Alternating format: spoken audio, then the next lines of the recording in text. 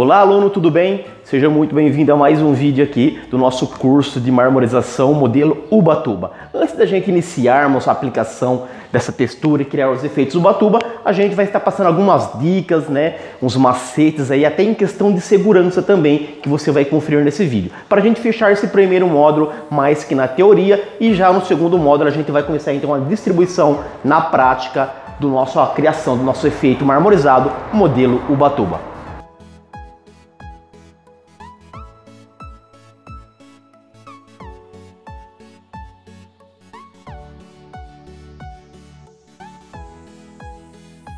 Ok, alunos, para a gente iniciarmos então a nossa pigmentação, a criação das cores, a gente precisa de uns recipientes limpos, secos, tá? No plástico, no caso eu estou utilizando aqui um recipiente em plástico de 350 ml.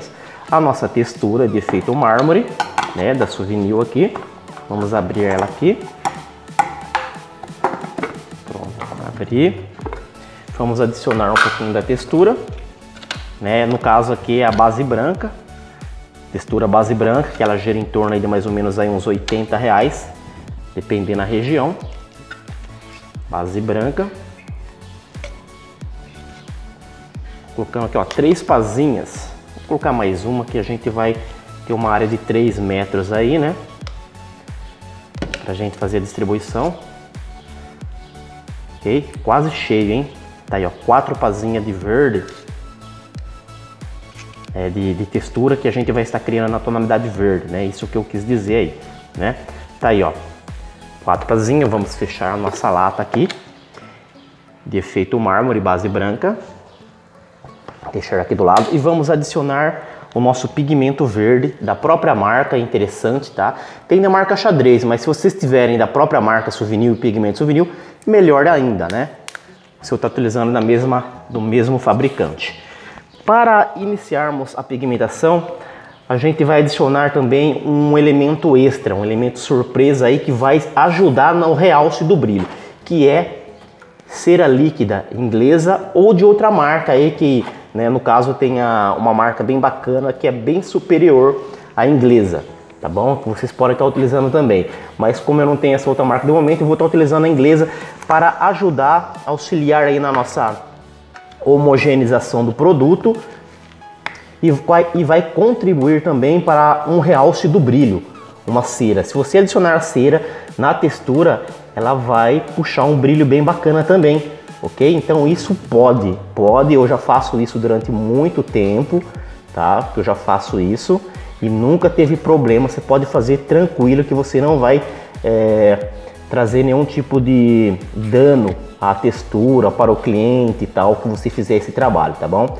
Pelo contrário, ele vai realçar o brilho e vai promover aí um acabamento muito mais melhor, sem contar que ele vai deixar a sua textura, a sua massa mais homogênea, mais maleável e com uma facilidade aí para você estar distribuindo ela, tá? Então ela vem, a consistência da textura da Suvinil, ela vem meio que comparado como se fosse uma massa corrida, a consistência dela. Quando você adiciona a cera, ela vai ficando bem mais maleável, ela se compara, normalmente o pessoal até comenta que ela vira como se fosse um estuco brasileiro, a consistência dela, porque o estuco ele é bem mais molinho do que a consistência da Suvinil. Então você vai adicionando mais ou menos uma proporção de 3:1, ok? Mais ou menos uma proporção de 3:1, ou seja, umas 3 colheres de textura para 1 colher de cera. E aqui o pigmento eu estou adicionando simultaneamente, aos poucos, até que eu chegue na tonalidade de cor que eu queira para representar o nosso modelo Ubatuba, tá bom? Então agora é só fazendo isso, tá? Depois que você perceber que essa textura ficou bem molinha, não muito mole, mas uma consistência bacana, diferente do que ela já veio, que parece uma massa corrida, ela vai ficar melhor para distribuir, ela vai aumentar o rendimento. Se uma lata o fabricante tem um rendimento, o fabricante me disse que o rendimento dela pode chegar aí até uns 15 metros quadrados, essa textura de efeito mármore, você adicionando a cera, ela vai render normalmente, facilmente 20 metros quadrados. Pode ficar tranquilo que a cera, ela só tem a agregar aí em questões positivas. Olha só como é que ela está mudando a consistência. É essa consistência que eu falei para você, ó.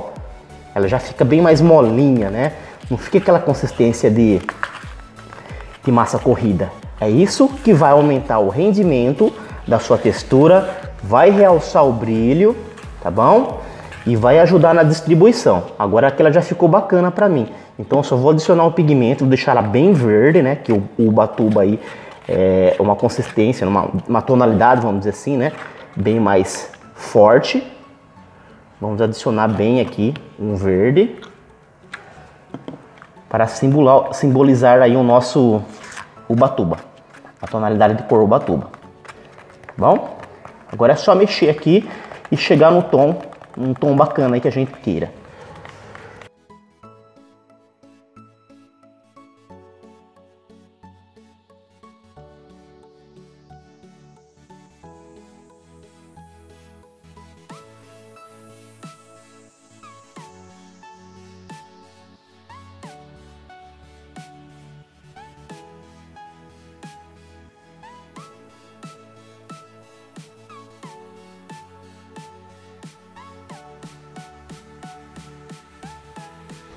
Prontinho, já chegou numa tonalidade bem bacana, tá?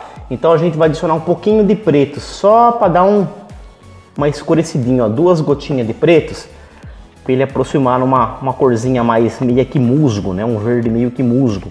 Não pode colocar muito não, preto, senão o preto ele já muda totalmente a cor. Então vamos puxar um verde, não um verdão vivo, né? Um verde folha, né? Deixar um verde mais musgo, né? Porque o Ubatuba, ele se concentra, né, com um verde meio que musgo, né, e não um verde folha, aí vamos dizer assim, tá? Então tá aí, ó, uma consistência bem bacana, bem mais molinha, tá? Se comparada à consistência do estuco veneziano, de Veneza, né? E isso vai, então, realçar o brilho da nossa textura, vai aumentar o rendimento e facilitar o nosso alastramento da textura na parede. Desta forma aqui, tá bom? Mantenha sempre o potinho fechado e limpo para não entrar em ação com o tempo, né? Com o ar aí, né? E dar aquela pré-secagem, criar uma película que pode estar juntando grumos na textura, tá bom? Deixe ele sempre fechadinho assim, pra gente, em tempos, quando a gente vai distribuindo a textura, a gente vai pegando, mas só que automaticamente a gente já vai fechando, tá bom? Vamos a mais umas dicas aí antes de iniciarmos a distribuição na parede. Ok, aluno, antes de administrarmos então a nossa textura na parede, nesta parede aqui foi feito o quê? Né? Aplicação de massa PVA, massa acrílica, feito uma aplicação de látex acrílico branco fosco. E após feito a aplicação do látex acrílico branco fosco, é interessante que vocês dão uma quebradinha de lixa, porque queira ou não, ficam umas pequenas bolinhas, pode ser da poeira ou até mesmo do rolo que esteja meio sujo, ficam umas bolinhas aqui na parede, tá? Então se você passa na mão, você sente. E quando você for distribuir a textura na parede, pegando essas bolinhas, vai riscar a sua textura. Então é interessante que vocês lixem antes de iniciarmos a aplicação, mesmo depois de aplicado o látex.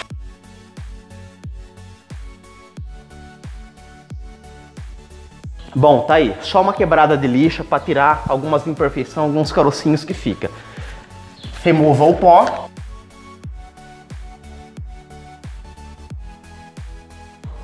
E agora sim, ela está pronta para adentrar então com nossos efeitos marmorizados, tá bom? E antes de iniciar a aplicação, temos uma dica, né? Uma dica de segurança para vocês aí. A nossa desempenadeira, ela está afiada como uma faca. Ela corta seriamente dos seus 4 lados, né? Em 360 ela está afiada. Então, para você se machucar, o índice de você se machucar, de se cortar durante o trabalho, existe, tá bom? Então, a dica de segurança é: use luvas, principalmente vocês que não têm experiência. Até mesmo uma luva em látex, ela ajuda no caso, porque ela cria uma aderência bacana na ferramenta e não deixa a sua mão se deslizar, tá? E você começa então a fazer a distribuição com um pega maior na sua ferramenta e não vai então por onde correr o risco de se machucar. A segunda dica é o seguinte: temos aqui uma caçambinha com água e temos uma buchinha, que ela já está até sujinha com a outra textura que eu estava aplicando aqui, ó. tá bom? Uma buchinha. Essa buchinha aqui, ela é comprida. Por ela ser comprida, ela faz com que você se distancie da ferramenta na hora da limpeza. Em tempos a gente precisa estar fazendo uma limpeza na nossa ferramenta. Então você vai pegar essa buchinha aqui. Olha só a distância que está da minha mão para a ferramenta. Está longe. Então quanto mais longe você ficar da lâmina da sua desempenadeira, melhor para você. Menos será a possibilidade de você cometer aí um tipo de acidente, se cortar, tá bom? Então por isso que eu recomendo essa buchinha aqui, para manter uma distância entre a sua mão e a lâmina da ferramenta, e proporcionando aí uma segurança. Quanto mais longe ficar de uma lâmina afiada, melhor para você. Então no próximo vídeo, no segundo módulo desse curso, a gente vai iniciar a distribuição do nosso verde aqui no nosso painel aqui, para a gente criar aquela base para iniciarmos então todo o processo de criação do efeito de marmorização realista modelo Ubatuba. Aguardo vocês então até o próximo módulo e até o próximo vídeo.